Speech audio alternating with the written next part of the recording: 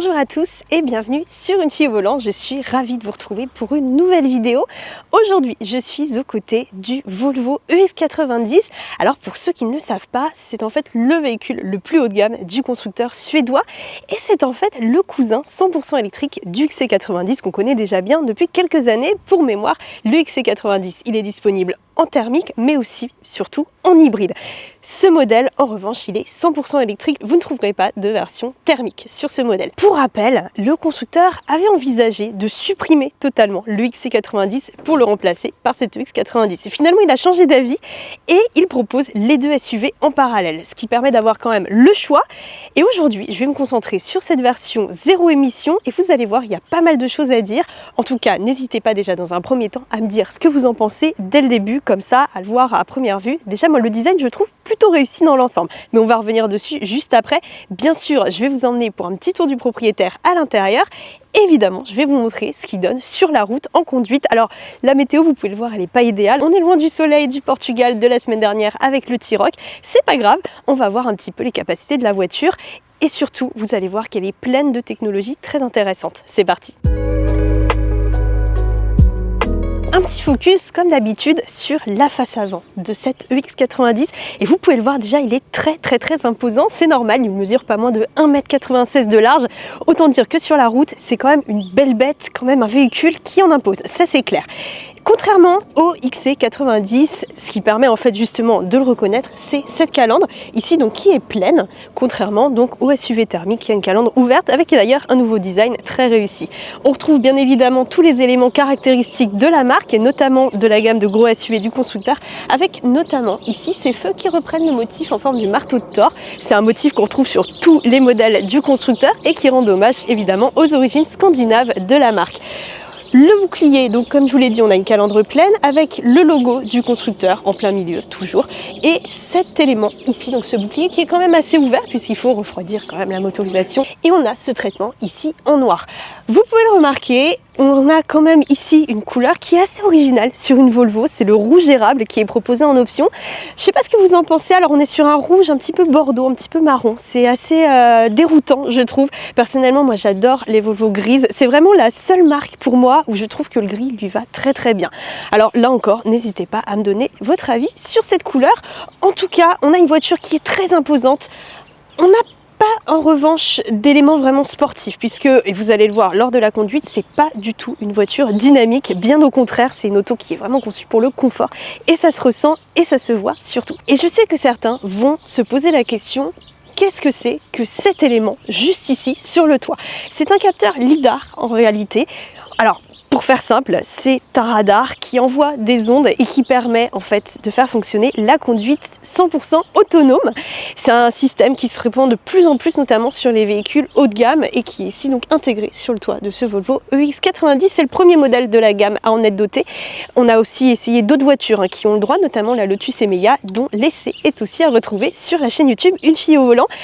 Une petite info à savoir, il faut absolument éviter, si vous croisez une voiture avec un lidar, de le photographier quand la voiture est en marche parce que en fait ça peut tout simplement griller l'appareil photo. Alors il faut vraiment prendre ses précautions, il faut attendre que la voiture soit éteinte. Voilà, c'est un petit détail, une petite information à connaître, mais en tout cas maintenant, si on vous pose la question, vous pourrez dire que vous savez de quoi il s'agit. Même si je vous l'ai dit, ce Volvo EX90 n'est pas du tout sportif, mais quand même, on a un capot légèrement nervuré juste ici, donc de chaque côté, qui lui permet quand même d'avoir une certaine touche de dynamisme.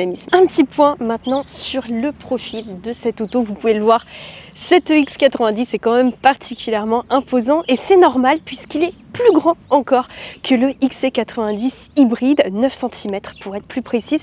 Il mesure un total de 5,04 m et pour autant, vous allez le voir lors de la conduite, il n'est pas si compliqué que ça à conduire puisqu'on a déjà plein de caméras partout et on a un diamètre de braquage qui est plutôt court quand même, surtout pour une voiture de ce gabarit là. En tout cas, on retrouve vraiment la silhouette du XC90, donc que l'on connaît déjà très bien, avec ses garde-toits déjà très hautes, mais également cette hauteur de caisse qui est quand même assez généreuse dans l'ensemble. Bien évidemment, on a de grosses roues, ici une monte de 21 pouces proposée en option, sinon on a des 20 pouces qui est quand même déjà assez balèze. Évidemment, celles-ci, elles ont un traitement spécifique pour améliorer l'aérodynamisme et donc réduire le coefficient de traînée et augmenter l'autonomie. Mais on va revenir dessus juste après. On retrouve des poignées au design plutôt réussi, assez particulier, assez original, mais je trouve que ça change et c'est assez sympa. Et celle-ci, en fait, elle se rabatte dans la carrosserie, là encore pour améliorer évidemment l'aérodynamisme de cette voiture. En fait, tout a été conçu dans ce sens, même si c'est vrai qu'au premier abord, on dirait pas forcément, puisque la voiture, elle est quand même assez imposante. Elle a une face avant, vous l'avez vu, très très droite et quand même une silhouette assez cubique dans l'ensemble. Mais on a quand même quelques traits de carrosserie qui permettent là encore d'améliorer le flux d'air, notamment juste ici au niveau des flancs. C'est pas trop, ça reste très sobre et c'est pour ça aussi que le design de Volvo, je trouve, est très réussi. C'est que tout est dans la sobriété, même si cette voiture, je vous l'ai dit, elle est quand même très imposante. On a de très beaux rétroviseurs également, c'est à noter. Donc la coque est en noir et en fait, tout autour, on n'a pas d'entourage, on a des miroirs vraiment qui arrivent jusqu'au bord et je trouve que c'est très très très élégant. On l'a vu, cette EX90 c'est un pur SUV, il n'y a aucun doute là-dessus. En revanche, le constructeur n'a pas voulu en faire trop non plus.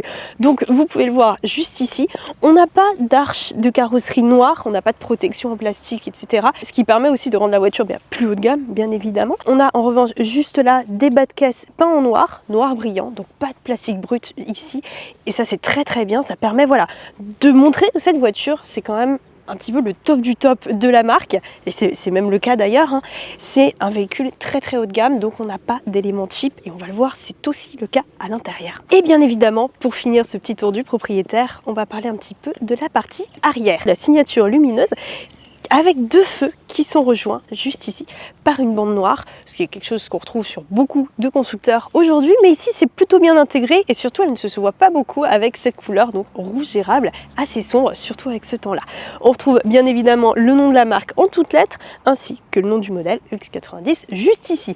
Globalement, cette partie arrière, elle reste assez simple dans l'ensemble, elle est surtout assez droite. On peut le voir juste ici, on a un haillon quand même très très droit et il est complété par un petit béquet de toit qui reste assez discret et qui est surtout là pour, là encore, améliorer l'aérodynamisme de cette auto. On retrouve un bouclier ici avec un traitement noir brillant. Là encore, aucun élément en plastique dur, granuleux, vous savez, on retrouve ça sur beaucoup de constructeurs, beaucoup de voitures, même parfois des modèles assez haut de gamme. Et ici, le constructeur a fait le choix de ne pas le proposer. Moi, je trouve ça très très bien et ça permet de ne pas caricaturer une voiture qui est déjà très massive et qui montre vraiment que c'est un vrai SUV et donc ça permet de ne pas en rajouter, de ne pas en faire des caisses. Donc ça c'est vraiment très très bien, ça reste malgré le gabarit une voiture qui demeure assez sobre dans l'ensemble.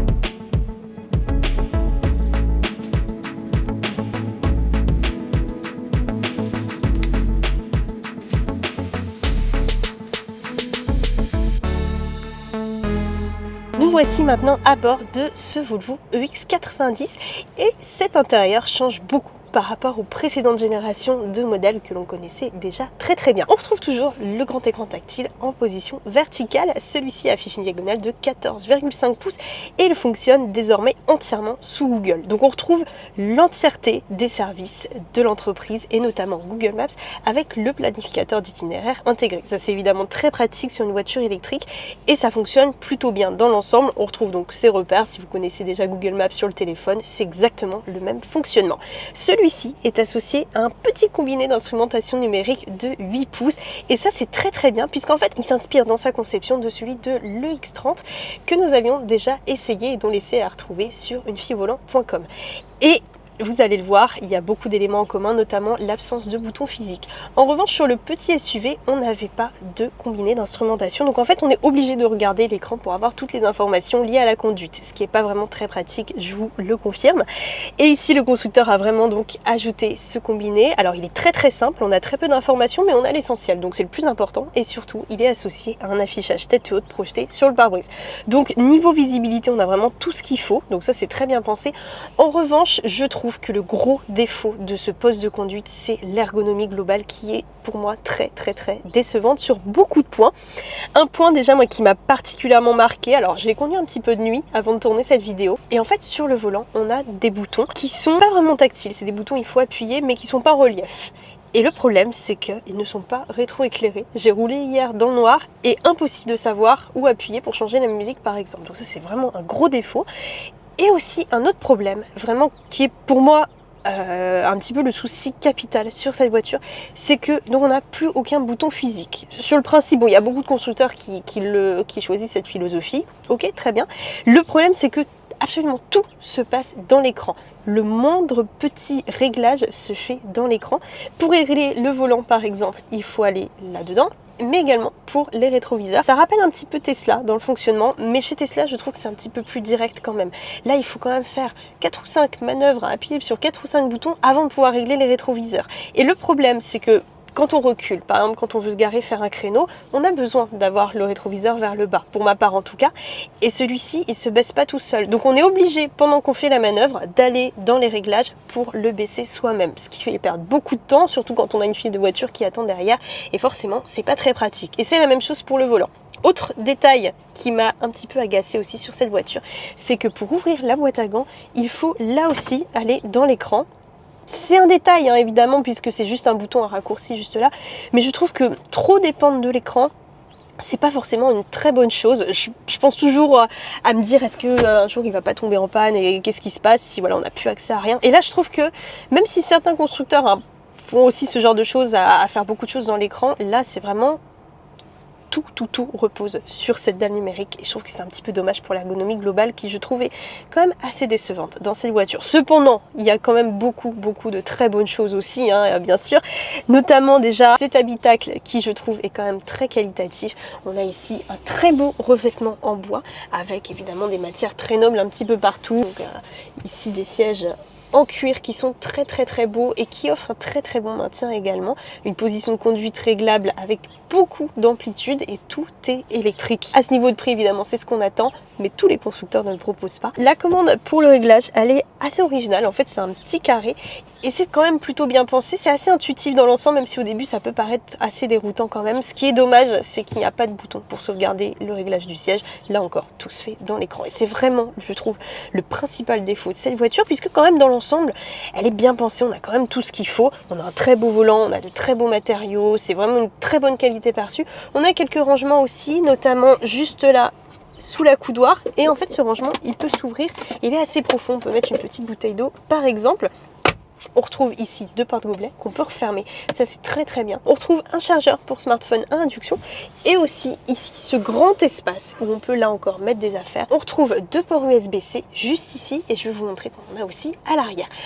La garde-toit, elle est assez intéressante, mais on va voir ça juste après sur les sièges arrière, puisque c'est là où c'est le plus important. Et on retrouve un grand toit panoramique qui permet d'apporter un petit peu de lumière à cet habitacle qui reste quand même assez sobre et assez sombre surtout, puisqu'ici on a une sellerie intégralement noire. Bien évidemment, il est possible de choisir parmi un large choix de sellerie, de matériaux, etc. et de couleurs surtout. Mais là, c'est vraiment très sombre. Donc heureusement qu'on a ce toit panoramique qui n'est pas ouvrant, mais qui est quand même très agréable et qui permet d'apporter une belle luminosité à ce poste de conduite qui est quand même spacieux, même si voilà, je vous l'ai dit, il y a quelques petits détails moi qui me chiffonnent un petit peu, mais dans l'ensemble, on va pas cracher dans la soupe, c'est quand même très bien, très qualitatif. On retrouve un très bon rétroviseur, là encore sans contour. C'est des petits détails, mais qui permettent quand même de montrer que ce Volvo EX90, c'est vraiment une voiture très haut de gamme. On retrouve des bacs de portière qui sont relativement grands, on peut y mettre une petite bouteille d'eau. Et un détail moi que j'ai un peu du mal, c'est pour les vitres. En fait on n'a que deux boutons pour ouvrir les vitres avant et les vitres arrière. Et en fait il faut appuyer ici sur un autre petit bouton pour passer aux vitres arrière. Et je trouve que c'est pas forcément là encore très ergonomique, même si ça permet d'alléger visuellement cet élément. Est-ce que c'est vraiment très important? Je ne sais pas. Moi c'est vrai que je préfère privilégier l'ergonomie et je trouve ici qu'il y a quelques éléments qui pêchent un petit peu à ce niveau-là. Bon, les finitions, elles sont quant à elles impeccables. Là, on n'a aucun plastique dur dans ce poste de conduite, que des éléments bien moussés, tout est bien intégré, on a de bonnes finitions dans l'ensemble. Donc ça, c'est vraiment très agréable. On retrouve vraiment l'esprit de Volvo dans cette auto.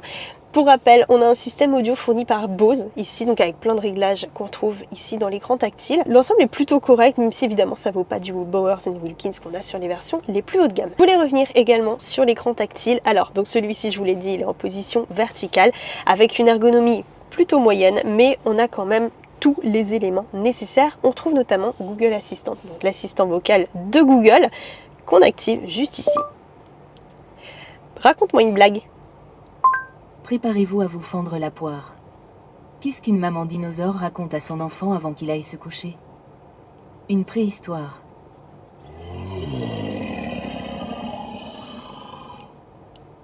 Voilà, ça fonctionne plutôt bien dans l'ensemble.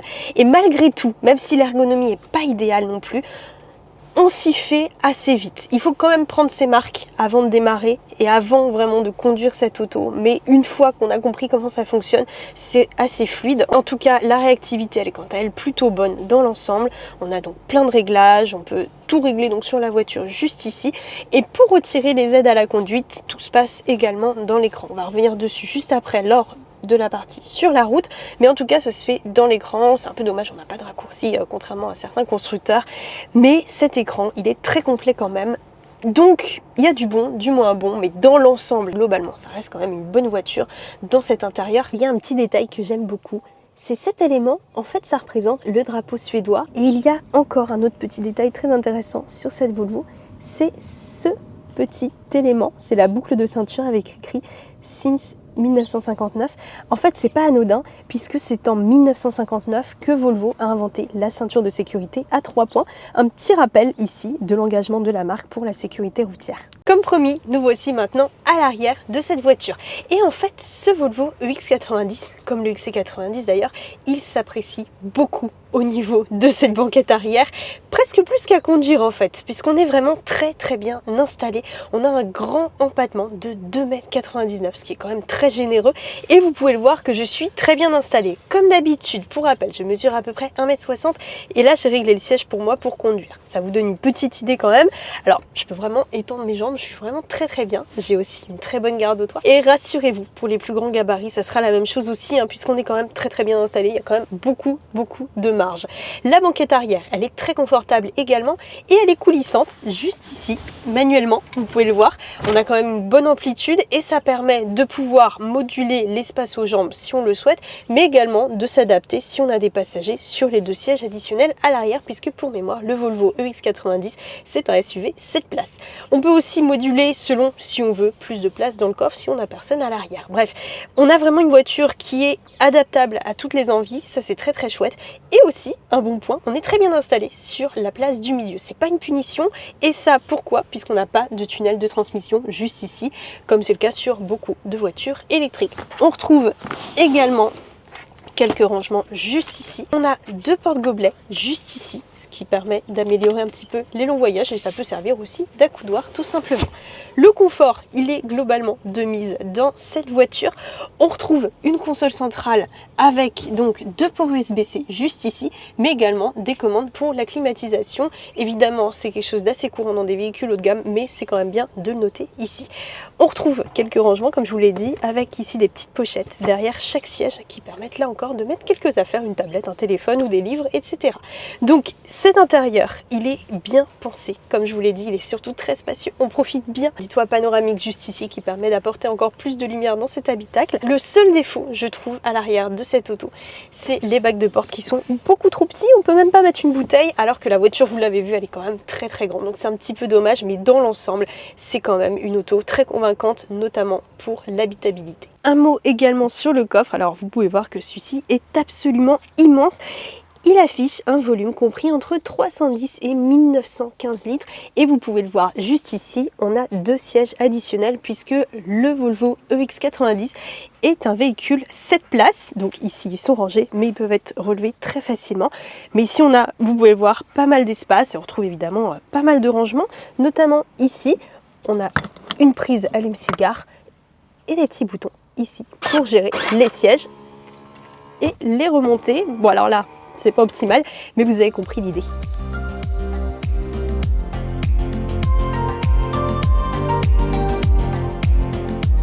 Nous voici maintenant au volant de ce Volvo EX90, je le rappelle, équipé d'une motorisation 100% électrique.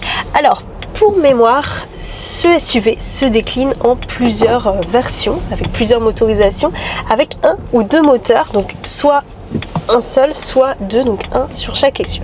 Pour ma part, j'ai choisi la version single, donc avec un seul moteur, qui affiche une puissance de 279 chevaux, ce qui est quand même déjà pas mal du tout, pour un couple de 490 Nm. Sur le papier, ça paraît beaucoup. Cependant, il faut quand même garder en tête que la voiture, elle pèse pas moins de 2,6 tonnes. C'est quand même une belle bête, donc forcément, ça va se ressentir au niveau du dynamisme. On a un 0 à 100 qui est réalisé en 8 secondes 4, c'est quand même pas mal, mais évidemment il va falloir aller sur des versions plus performantes pour avoir évidemment un 0 à 100 un peu plus rapide, puisque la voiture elle reste quand même assez lourde. Cependant on a le couple qui est délivré instantanément, puisque je le rappelle on est sur une version 100% électrique, donc dès qu'on appuie sur la pédale d'accélérateur, le couple déboule d'un coup, ce qui permet d'avoir quand même de très bonnes accélérations dans l'ensemble. On n'est pas plaqué au siège, mais ça peut permettre quand même de déboîter ou de doubler dans certaines situations un petit peu tendues, même si évidemment, je le rappelle, il faut quand même prendre aucun risque sur la route. La vitesse maximale, elle est quant à elle limitée à 180 km/h. C'est quelque chose que le constructeur avait annoncé. Toutes ces voitures sont limitées à cette vitesse, notamment pour des raisons de sécurité, mais également pour préserver l'autonomie de la voiture. Pour mémoire, celle-ci, elle repose sur la plateforme Premium SPA qu'on connaît déjà bien, et en fait, c'est une plateforme qui est partagée avec plusieurs voitures du groupe Geely, puisque le constructeur fait partie du groupe chinois, même si elle est toujours développée en Suède, puisque le siège de la marque se situe toujours à Göteborg.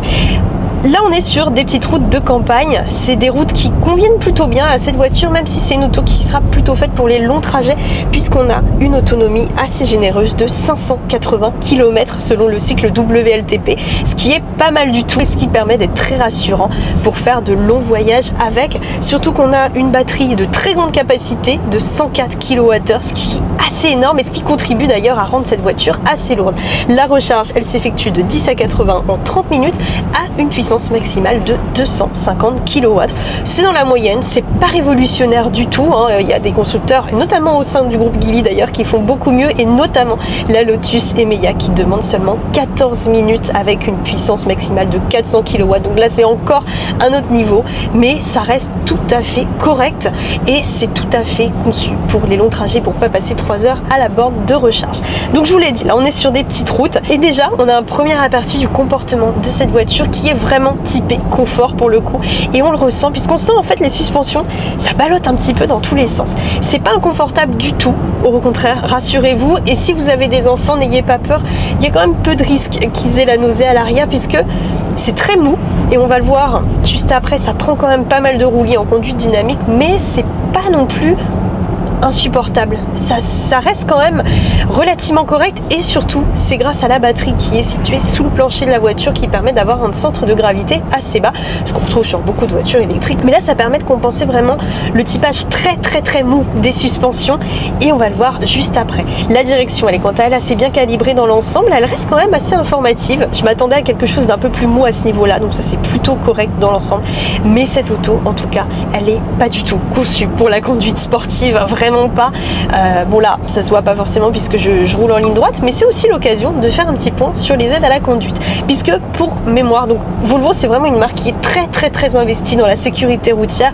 On le rappelle, elle avait un objectif de 0 mort sur la route d'ici à 2020, donc c'est pour vous dire à quel point la marque elle travaille pour rendre ses voitures très sûres. Donc évidemment on a tout un tas d'aides à la conduite, on a notamment le système de conduite autonome avec le lidar qu'on retrouve sur le toit, mais on a aussi toutes les aides incluses dans la norme GSR2 qui est pour mémoire rendue obligatoire par l'Union européenne et qui inclut notamment le régulateur de vitesse, etc. Mais aussi toutes sortes d'aides passives, notamment la surveillance de l'attention du conducteur, l'aide aussi au maintien dans la voie qui nous prévient quand on dévie un petit peu, et également l'alerte de survitesse. Donc toutes ces aides elles sont bien présentes, mais cependant, et contrairement à beaucoup de constructeurs, elles ne sont pas du tout intrusives. Là depuis tout à l'heure je vous parle et on n'a pas entendu de bip, à part un tout petit pour me prévenir que je roulais en légère excès de vitesse, mais vous savez c'est pas des bips beaucoup trop forts, donc ça c'est vraiment très bien. Elles sont présentes, voilà, on a un petit rappel sonore quand même qu'il va falloir lever le pied, mais c'est pas du tout intrusif, et heureusement puisque pour les désactiver il va falloir là encore aller dans l'écran comme je vous l'ai dit tout à l'heure. Donc c'est pas trop gênant, même si l'ergonomie est assez moyenne. En fait, comme ces aides elles sont pas trop présentes, on n'a pas besoin de se prendre la tête à chaque trajet à aller les désactiver, puisque pour mémoire, même si on les enlève, elles se réactivent à chaque fois qu'on démarre la voiture. Là encore, c'est rendu obligatoire par l'Union européenne, un Volvo n'y peut rien à ce niveau-là. Là maintenant, je vais vous emmener sur une route un petit peu plus sinueuse pour voir un petit peu le comportement de cette auto, et c'est parti. Bon, déjà on a une accélération, donc comme je vous l'ai dit, qui est assez franche, mais le grand gabarit déjà il nous incite pas forcément à rouler très vite, surtout là c'est une route qui est assez étroite quand même, et évidemment le comportement il est quand même assez pâteau, hein, dans l'ensemble. Vous pouvez le voir un petit peu ici, bon là je le fais un peu exprès aussi, hein, mais ça reste une grosse voiture avec des suspensions très molles, donc forcément la prise de roulis elle est assez forte dans l'ensemble, même si on se sent quand même très en sécurité dans cette voiture. On n'a pas vraiment le sentiment qu'elle va un peu nous partir entre les mains et on se sent vraiment très bien. C'est aussi lié à l'insonorisation, je pense, qui fait qu'on est un petit peu déconnecté de la route. La voiture elle est très bien insonorisée, on a très peu de bruit de roulement, quasiment aucun bruit aérodynamique non plus, malgré les grands rétroviseurs quand même, et on a une très bonne visibilité à ce niveau-là. Mais dans l'ensemble, vraiment, on est dans un cocon à bord de ce Volvo EX90 qui est très agréable. Ici sur ces routes voilà, de campagne, c'est vraiment un peu le terrain de jeu de cette voiture. C'est un peu le cadre dans lequel on s'imagine ce gros SUV, vous savez, un peu la campagne, etc. Vraiment, on est bien dans cette voiture. Malgré tout, le grand gabarit, je vous l'ai dit, n'incite pas forcément à rouler très vite. Mais en tout cas, on s'y fait très bien. Puisqu'on a plein de caméras. Et celle-ci, alors malgré que tout ne soit pas forcément très facile à accéder, les caméras, c'est bien pensé. On a un bouton directement sur l'écran qui permet voilà, de pouvoir voir tout autour de soi. On a évidemment caméra de recul, caméra à l'avant, mais également vision à 360 degrés. Et je peux vous dire que c'est vraiment très pratique sur cette auto. Puisque quand même elle est imposante, et même si la direction elle est assez informative, même si voilà c'est pas forcément la plus informative qui soit, mais ça reste quand même mieux que ce à quoi je m'attendais. C'est pas toujours parfaitement où on met les roues, tout que le capot il est quand même très long, on le voit très bien et on a parfois un peu du mal à se positionner, mais dans l'ensemble on se fait très bien au gabarit. Voilà, je l'ai pas conduit depuis très longtemps, je l'ai conduit un petit peu avant de tourner la vidéo, mais j'ai pas eu énormément de temps non plus pour m'y habituer, et pourtant je suis passée dans des rues assez étroites où vous savez j'ai dû contourner des voitures et je me suis pas vraiment fait peur, donc ça va, c'est quand même très rassurant dans l'ensemble. Je voulais revenir un petit peu sur tout l'écosystème électrique de cette voiture, puisqu'il y a quand même pas mal de choses à dire à ce niveau-là.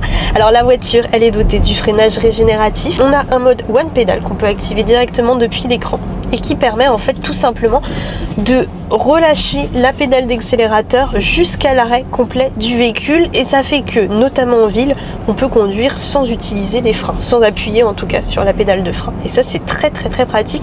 Moi dans la conduite un petit peu comme ça sur des routes un peu plus dégagées, je l'utilise pas. J'utilise d'ailleurs aucune régénération au freinage sur des routes comme ça de ce type, puisqu'en fait je trouve que ça me bride un petit peu, et en fait comme je l'avais expliqué dans ma vidéo d'éco-conduite avec Toyota, ça fait légèrement surconsommer.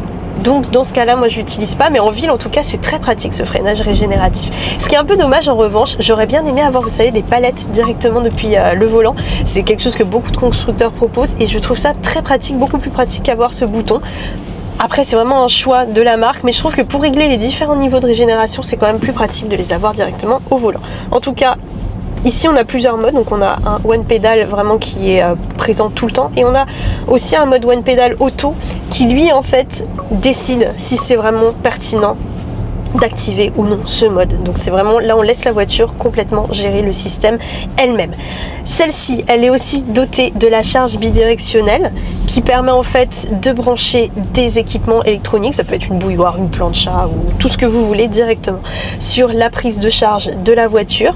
Ça peut être très utile si on part en camping par exemple, et elle est également équipée du V2G qui permet en fait de brancher la voiture directement sur sa maison et de s'en servir un peu comme une batterie externe. Ce qui permet, bon pour l'instant cette fonctionnalité elle n'est pas encore proposée en France, mais le constructeur, en tout cas c'est disponible dans la voiture, et ça permet en fait de recharger la voiture pendant les heures creuses, puis pendant les heures pleines de réinjecter l'électricité directement dans sa maison et d'alimenter son four, sa télé, etc., de tout ce qu'on veut, et qui permet évidemment de payer un petit peu moins d'électricité. C'est un élément qui est aussi bon à savoir et qui peut être très pratique pour certains.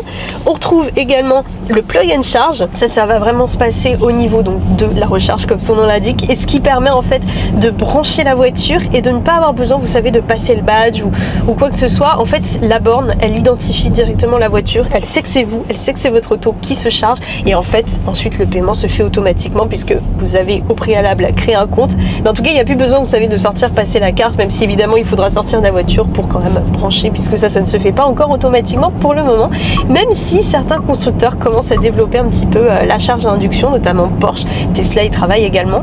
Volvo avait également fait des expérimentations mais pour le moment c'est pas disponible sur ce EX90. Cette voiture elle est également équipée de la pompe à chaleur, c'est quelque chose qu'on trouve sur de plus en plus de voitures électriques aujourd'hui et qui est particulièrement utile lors des longs trajets quand il fait froid. Ici c'est les conditions idéales et ça permet de réduire un petit peu la consommation électrique liée à la climatisation et surtout au chauffage puisque ça permet en fait d'utiliser la chaleur et les calories déjà présentes dans la voiture pour refroidir ou réchauffer l'auto. Donc c'est quelque chose qui est très utile, c'est souvent proposé en option aujourd'hui et voilà, ça permet là encore de participer à la réduction de la consommation et donc d'améliorer l'autonomie de cette voiture. À noter que le Volvo EX90 est disponible avec une suspension pneumatique qui est proposée en option.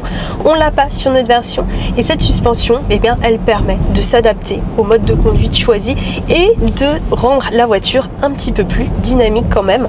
Là ici, donc je vous l'ai dit, on n'en est pas équipé sur notre modèle d'essai, ça se ressent puisque elle est relativement molle quand même à la conduite, même si on met le mode sport. Et à vrai dire, c'est pas forcément très utile de changer de mode de conduite. Moi, je trouve que le mode confort, le mode basique, c'est quand même le plus adapté sur cette voiture et qui est le plus adapté à toutes les conditions de conduite puisque cette voiture, je vous le rappelle, elle est pas dynamique pour un sou, même si le mode sport, il permet d'avoir une meilleure réactivité de l'accélérateur ainsi qu'une direction légèrement plus ferme. Bien évidemment, on va parler des choses qui fâchent maintenant, le prix. Alors celui-ci, il faut s'y attendre, il est assez salé puisque la voiture démarre à partir de 89 500 € dans sa version d'entrée de gamme avec un seul moteur, donc cette motorisation. La finition un petit peu plus basse. C'est un tarif évidemment qui est assez salé, mais au vu des prestations quand même globales de la voiture, c'est pas étonnant. On a énormément d'éléments, énormément d'aide à la conduite aussi, on a la conduite autonome, on a plein de choses qui justifient ce tarif, même si je trouve que ça reste quand même assez cher dans l'ensemble. Mais c'est pas volé pour le coup, pas du tout. Alors bien sûr, cette voiture, elle n'a pas le droit au bonus écologique.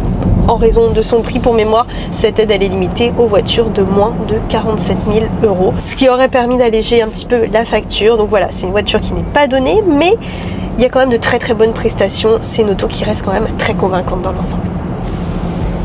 En tout cas, cette voiture, je la trouve très agréable, même si les quelques petits soucis d'ergonomie, ils pêchent un petit peu et ils peuvent un petit peu ternir l'expérience au volant de cette voiture. Cependant, c'est pas non plus rédhibitoire, loin de là. Et en conduite, cette voiture, elle est très agréable, même si il faudra surtout pas l'acheter pour le comportement dynamique, bien au contraire. Mais c'est vraiment pour l'expérience d'avoir un vrai cocon, d'être bien installé et surtout de se sentir en sécurité. C'est vraiment le maître mot de cette voiture. On a tout un tas d'aides à la conduite, comme je vous l'ai dit, et vraiment, on a un sentiment. C'est vraiment un feeling, vous savez, où on se sent bien dans cette voiture.